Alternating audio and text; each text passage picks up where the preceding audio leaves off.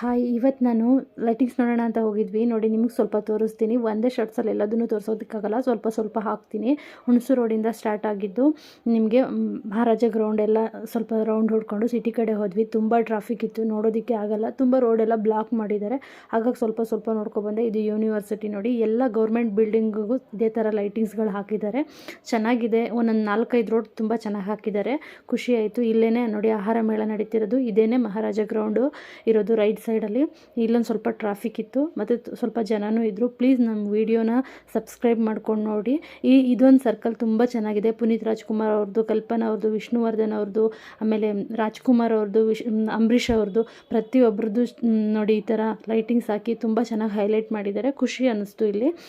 ಇಲ್ಲಿಂದ ಮುಂದೆ ಹೋದರೆ ಹಾಗೆಯೇ ಅಂಬಾರಿ ಬಸ್ ಇದೆ ನೋಡಿ. ಇದು ಮೈಸೂರಲ್ಲಿ ಅಂಬಾರಿ ಬಸ್. ಇದು 500 ರುಪೀಸ್ ಮೇಲ್ಗಡೆ ನೋಡೋರಿಗೆ, ಕೆಳಗಡೆ ಆದರೆ 300. ನೆಕ್ಸ್ಟ್ ವೀಡಿಯೋಗೆ